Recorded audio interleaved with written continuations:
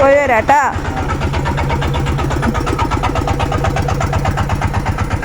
ഇന്നൊരു പർച്ചേസിംഗ് ഉണ്ട്. വേറെ ഒന്നുമില്ല, സ്കൂളിലേക്കുള്ള സാധനങ്ങളാണ്. മോളോടൊന്നും പറഞ്ഞിട്ടില്ല. മോളോട് തൽക്കാലം പഴയതൊക്കെ ഉപയോഗിച്ചാൽ മതി എന്നൊക്കെ പറഞ്ഞു.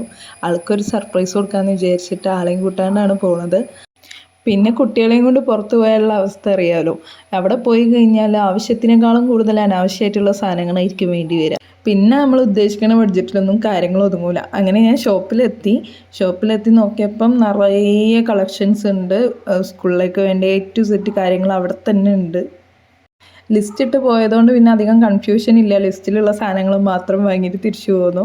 അങ്ങനെ എല്ലാ ഐറ്റംസും നോക്കി ഇഷ്ടപ്പെട്ടത് എടുത്തു.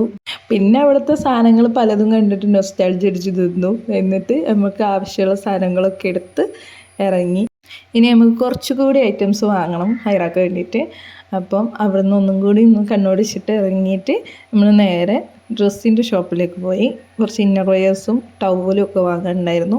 അപ്പോൾ ഇവിടെ നിന്നാണ് ഞാൻ സ്ഥിരമായിട്ട് അധികം ഡ്രസ്സ് എടുക്കാറ്. അപ്പോൾ അവിടേക്ക് പോയി മോക്കുള്ള ഇന്നർ വെയേഴ്സ് എടുത്തു. പിന്നെ ടവല് നമ്മൾ ഫുഡ് കഴിക്കുമ്പോൾ വിരിക്കാനുള്ള വലുപ്പമുള്ള ടവല് വാങ്ങി. അവിടെ നിന്ന് ഇറങ്ങി പിന്നെ നേരെ ഫാൻസി ഷോപ്പിലേക്ക് പോയി. അവിടെ നിന്നും ആൾക്കുള്ള കുറച്ച് സാധനങ്ങളൊക്കെ വാങ്ങി നമ്മൾ റിട്ടേൺ ബസ് കയറി. ബസ്സിൽ പോയി. ഞാൻ എന്താ പറയുക, അധികം പുറത്ത് പോകുമ്പം ഒറ്റയ്ക്ക് പോക്ക് കുറവാണ്, പ്രത്യേകിച്ച് പർച്ചേസിങ്ങിനൊക്കെ പോകുമ്പം. പിന്നെ ഇന്ന് നമ്മളെ സാരഥി ഉണ്ടായില്ല, സാരഥി പനിച്ചെടുക്കുകയാണ്.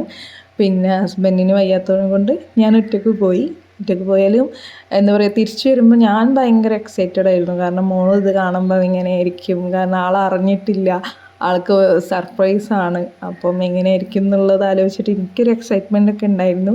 അപ്പം ഞാൻ തിരിച്ചെത്തി, വീട്ടിലെത്താറായി. ആൾ ഓട്ടോൻ്റെ സൗണ്ട് കേൾക്കുമ്പോഴേക്ക് തന്നെ ആൾ പുറത്തേക്ക് വന്നു കേട്ടോ.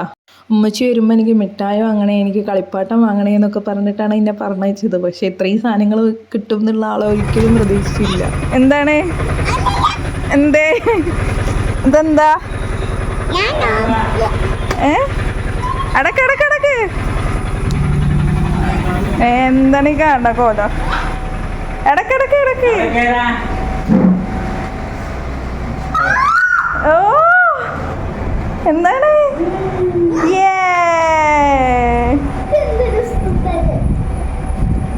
ഇഷ്ടായ? Water bottle ഇഷ്ടായ? മനസ്സിലൊന്ന് തുറന്നോടുത്ത്. അത് തുറക്കാതെ,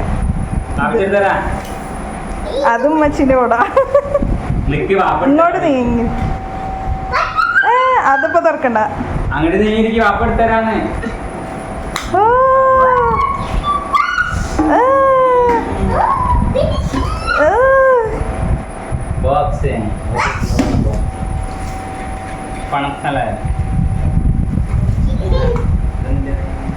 അത് മനസ്സൂനും എനിക്കും നിജിക്കാണ്.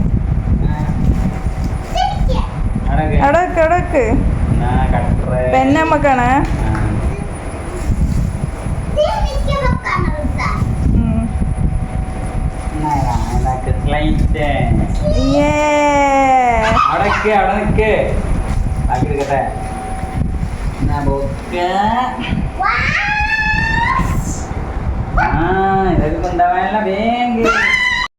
ആള് ഭയങ്കര ഹാപ്പി ആയിട്ടോ. സന്തോഷം പറഞ്ഞിട്ടും തീർന്നുണ്ടായില്ല. ഭയങ്കര ഹാപ്പി ആയിരുന്നു. ഓരോ സാധനങ്ങൾ കാണുന്തോറുള്ള എക്സൈറ്റ്മെൻറ്റ് കാണുമ്പോൾ നമുക്കും ഭയങ്കര സന്തോഷമാണ്.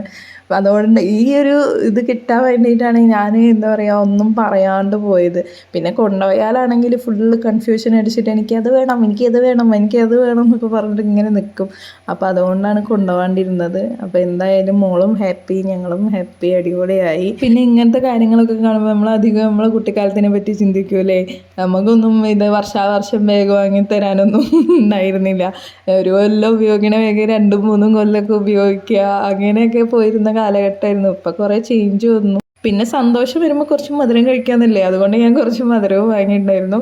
അപ്പോൾ ഇതൊക്കെയാണ് മോൾക്ക് വേണ്ടിയിട്ട് വാങ്ങിയിട്ടുള്ള സാധനങ്ങൾ.